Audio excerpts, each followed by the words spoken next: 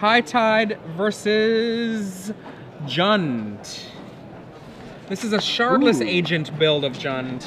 Interesting. So a 4-color Jund build with Shardless Agent, and they're already well underway.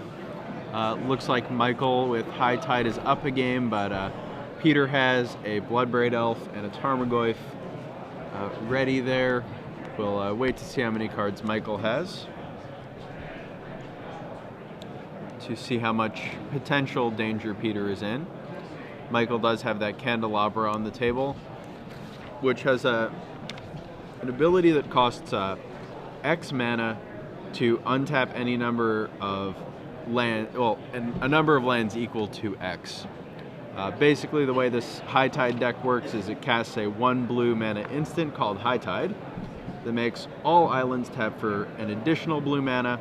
Then it uses things like the Candelabra we just saw, and a card called Turnabout, costs 4, untaps all of your lands, has a bunch of other modes, usually used to untap your lands in this deck, to generate a ton of blue mana and combo kill through cantrips and Cunning Wish and things like that.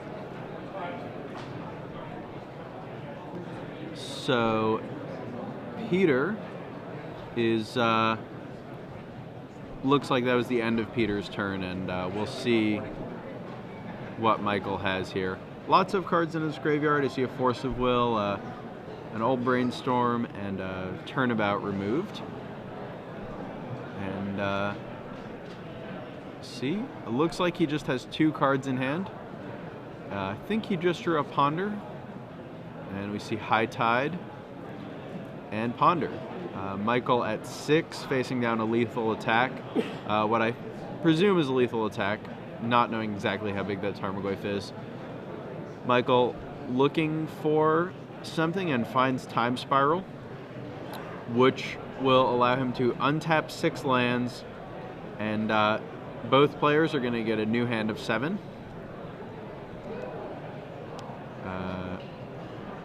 Yeah, we do see that. Time Spiral looks like it's about to resolve. One thing Michael has to be a little worried about, though, Peter's deck is playing a number of burn spells. He has a couple Lightning Bolts and a few Punishing Fires. This is game 2. We're not sure how many of those he left in. They're not great against Michael's creatureless deck. But if he did, giving Peter this new hand of 7 could be dangerous for Michael at just 6 life. We'll see what Peter can draw, and we'll see if Michael can pick up 7 cards that allow him to continue this combo. Michael, as you can see, actually they're now down to 5. So just a Punishing Fire and a Lightning Bolt, or a couple of Lightning Bolts would do it, if he has those cards in his deck. And both players going through a lot of shuffling, making sure they're randomized after shuffling those graveyards back in. We've just been informed also that Michael has 1 blue mana floating, and the storm count is at 4. We just saw a deck that could win with a storm spell in Tendrils of Agony. Chose to reanimate a bunch of giant monsters and attack with them instead. But I think here we're going to see Michael looking to build up a really large storm count. Probably use Cunning Wish to get a Brain Freeze and mill all of Peter's library, if he can get there. 7 cards. That is so many cards in a deck that is so full of blue search spells. And one of the things that usually happens at this point is that the kill is largely academic. Peter, if he has the right sideboard cards, might be able to fight back, but Peter's sideboard includes 0 Pyroblasts, Red Elemental Blasts, Mind Break Traps, or anything like that. This leads me to believe that Michael Tabler is very easily going to come through here and take this game. 0 mana floating, casts the casts the Preordain, storms at 5. Yeah, draws a High Tide. It's pretty hard for High Tide to lose in this scenario. They really don't have a lot of dead cards. It's an extremely redundant deck using Merchant Scroll to search out more combo pieces, Brainstorm to keep going, that Preordain you just saw to keep going, Ponder, yeah, potential to draw another Time Spiral. So Just seeing here those draw spells cast. And that Merchant Scroll is in Michael Tabler's hand. He actually does not need to do anything else here besides just tap his manas a little bit, build up his High Tide if he wants, and he can Merchant Scroll for a Blue Sun Zenith and kill Peter Tragos right now, so long as he doesn't fear Peter Tragos having a sideboard card like Mindbreak Trap or the like. Yeah, and Michael doesn't have Peter's deck list, so he may be worried about something like Mindbreak Trap. But we'll see how he chooses to play this. That's one of the things that'll be different when people get to the top 8. You will have access to that full information, but in these Swiss rounds, you're going to be flying blind, so you better know how matchups could work. Yep, I think we're going to see Michael try to get a couple more High Tides going if he can, before using that Candelabra to untap all of his lands and produce a ton of mana. And we do see another High Tide, which I believe puts the High Tide count at 3. I see 2 in the graveyard and 1 was cast before the Time Spiral. So each island over here is going to produce 4 blue mana, giving Michael access to like 4, 8, 12, 16, way more than enough mana.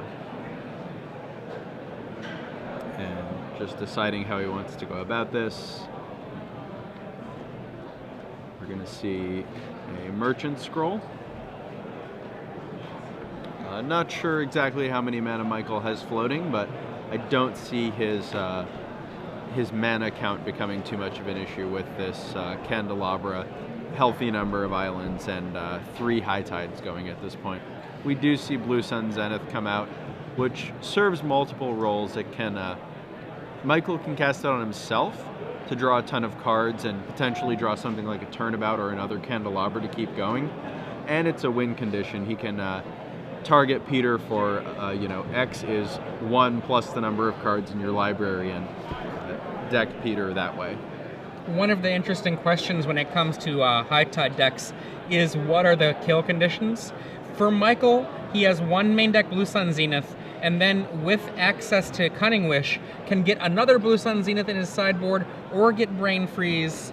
And those are his 2 kinds of win conditions. Yeah, so 3 total win conditions in this deck between the main and sideboard. 1 Blue Sun Zenith in the main, 1 in the side, and 1 Brain Freeze in the side, which he can get with his 3 Cunning Wishes. And we are seeing... For anybody interested, Team SCG player Tom Martell has won the Pro Tour. Congratulations to Tom Martell, the Pro Tour champion up in Montreal. A recent acquisition for Star City Games as a writer. Many, many congratulations. Tom Martell, good job. Yeah, congratulations to you, Tom. And here we see Michael pondering his options. That Candelabra is used, just trying to figure out if the coast is clear. I think I actually see an Underground Sea on Peter's side of the table. And High Tide is a symmetrical effect, so Peter has access to a lot more mana than you might think right now, a lot more mana than Michael might think. I don't think it's going to come up, though. Peter counting...